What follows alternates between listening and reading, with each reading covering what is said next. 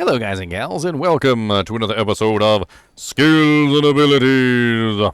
Today, we're going to be talking about the Paladin aura, defensive aura, known as Cleansing. Cleansing is one of the more amazing auras in the Paladin defensive tree, and is definitely a one-point wonder that pretty much every Paladin should have in their arsenal. Granted, you might have really few skill points, and you really don't want to have to put 1 point into it, but it really does work really well. What does Cleansing do, and why does it work so well? Well, Cleansing has two main effects. One of them is the ability to reduce all poison duration by a pretty massive amount. As you can see here, it's currently 80%. This poison reduction actually applies once every 2 seconds, which means that it constantly attacks poison's duration over and over and over again to reduce it to basically nothing. This means that when you're affected by one of those really nasty crit poisons, which is threatening your life, switching to Cleansing can be a very quick way to save yourself. Another thing that it does is it reduces curses by the same 80%. This means that certain curses that people hate, like Decrepify, for instance, which have a very short duration already, will have basically no duration and will be gone almost instantaneously. And even curses that last for an extremely long period of time, like Amplify Damage, will also have their duration applied, reduced really quickly. Now, unlike Fade, which Fade will actually reduce the duration of shrines, Cleansing does not reduce the duration of shrines. And this is because Fade only applies its effect at the beginning of the effect. So that means that if you have Fade on, and a monster curses you, then it will reduce the curse duration at the time of application. However, if you do not have Fade on, it will not reduce the curse duration. And if you cast Fade while you are cursed, it will not reduce the curse duration, because Fade will only reduce the curse duration at the time of application. Cleansing, on the other hand, will continually reduce the curse duration once every 2 seconds forever until you take it off.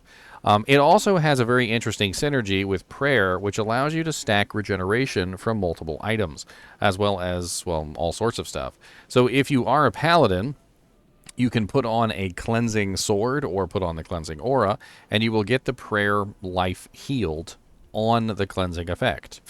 Same thing goes for Meditation, Meditation polearms, Prayer mercs, all sorts of very interesting things, which leads to some very fun triple regen builds for the Mercenary, which allow you to stack Cleansing, Meditation, and Prayer all in the same character, getting your regeneration up to some pretty high amounts.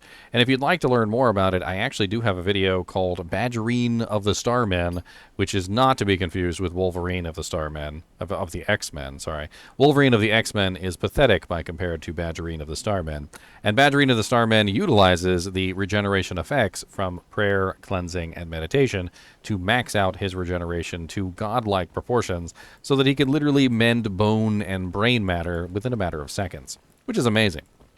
Now, Cleansing is one of those abilities that you'll often hear people cry for, like when you're in Act 5 doing bail runs, and the Act 2 wave of the bail runs shows up, and everybody is poisoned to death with horrible gonorrhea, and they're crying, "Please, Paladin, please, will you please cleanse us of our horrible poisons?"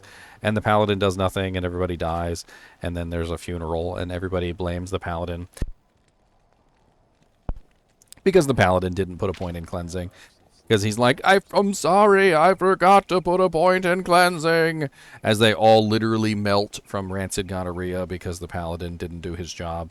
And so this is one of the reasons why you need to make sure that you should have at least level 1 point into Cleansing, specifically so that you can cleanse everybody nearby.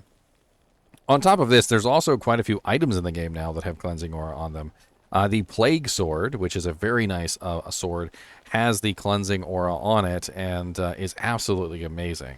I love the frickin' Plague Sword. You can put that on mercenaries, you can put that on your player, you can put it on players that are not the Paladin, and you can still get the effect. But if you do put the Plague Sword on a Paladin, and you beef up the Prayer aura, you can get the Prayer aura regeneration on the Cleansing from the item, which is pretty cool. Also, if you put it on a mercenary, they can give you the Cleansing effect, which is also really nice. Now, there's also a Cure Helmet, which was recently introduced, and that one only has level 1 Cleansing.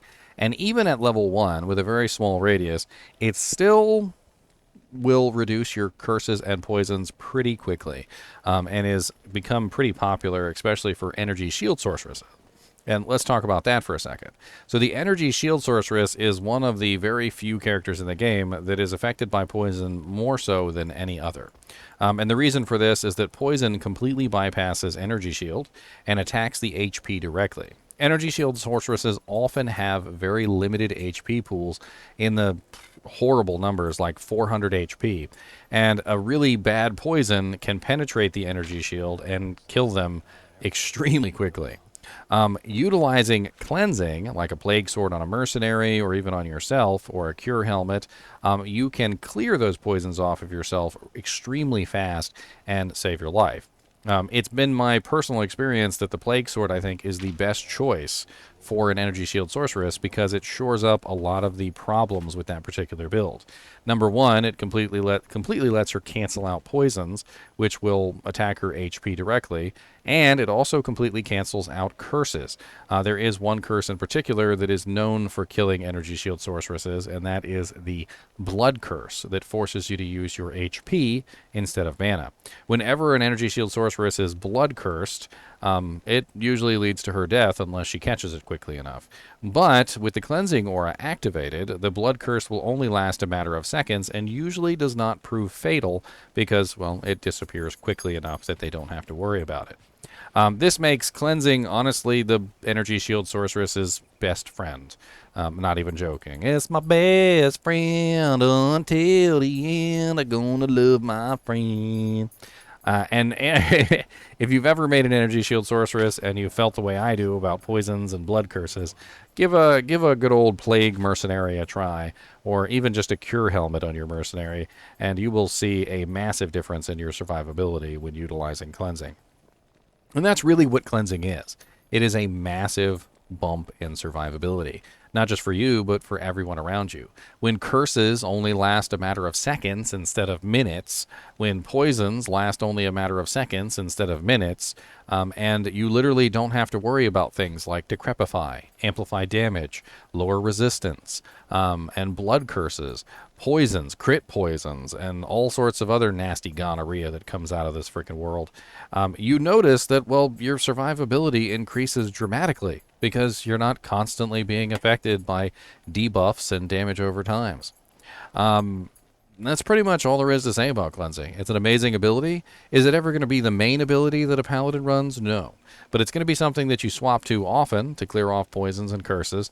And if you are a dutiful paladin, a good paladin, you should be swapping to cleansing to remove curses whenever you have a chance. It's just super useful for the group as a whole. It protects your mercenary, it protects you, it protects everyone around you, to be honest, including minions and the like. The only negative aspect of cleansing is where you might not necessarily want to remove a curse, and in those situations would be like a necromancer who's using, say, thorns and amplify damage, right? And then if a monster amplify damages the necromancer's minions, it will actually increase the thorns damage pretty exponentially because the damage is a return of how much is dealt. So in that very rare situation, you might not want to cleanse off the amplify damage from the necromancer's minions because in that case, they're actually dishing out more damage because the thorns is returning more damage. It's actually a very interesting weirdness with the way that thorns work is you actually kind of want to have your monsters get cursed with amplify damage because it makes them put out even more thorns damage. Anyway, as always, I do appreciate you guys and gals watching my videos, even when we're just talking about the humble cleansing aura. And as always, keep watching.